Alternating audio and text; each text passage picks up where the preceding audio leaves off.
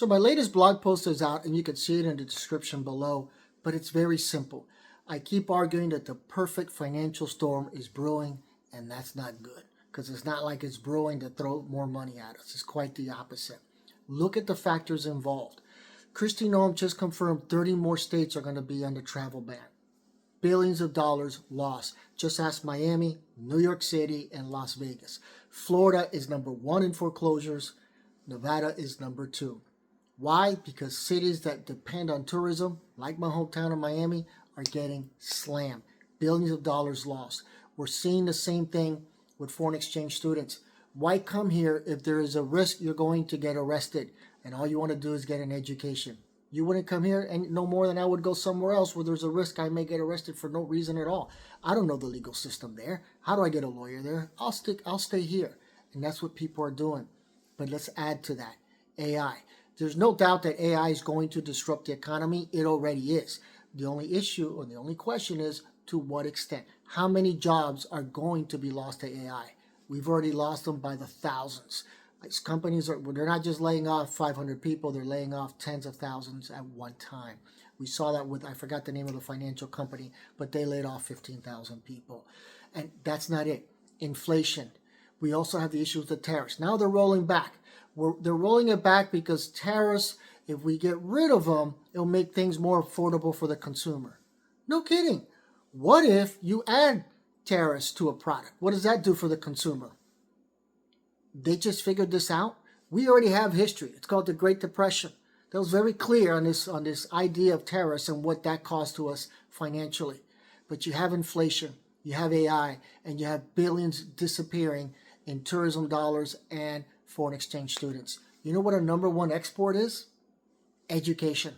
And we're losing that. We're losing the Department of Education, which on average 11% of funding for a district comes from the Department of Education. So once that 11% is gone, how are they going to make it up? Slash jobs, increase taxes, or get in more debt? None of those are good. So that's my latest blog post. You have to be prepared. Like I said, the numbers are there. The data is there. Bankruptcy filings have risen consistently for large corporations, mom and pop businesses, and consumers every single month. And more importantly, that I've argued from the beginning is there is a lag in bankruptcy filing. Now, what do I mean by that? Well, when bankruptcy is filed, it wasn't like you just went to the lawyer today, hired him today, and filed bankruptcy today. Payment plans are the norm, right? Could be 3 to 6 months. So you might see the lawyer today and say, I'm not going to file yet. I'll come back in a couple of months. Typically now what happens is they're looking forward and they say, we're going to get our tax refund. I'll use that to pay the bankruptcy lawyer. But here's another catch.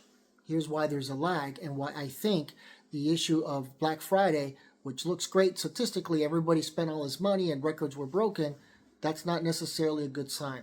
Because when you meet with your bankruptcy lawyer and he tells you, yeah, you qualify for bankruptcy, it's not a big deal, we can go forward. They say, hold on, like the old days, that song, hold on, wait a minute. I have $2,000 in available credit. I'll come back. Black Friday, holiday shopping.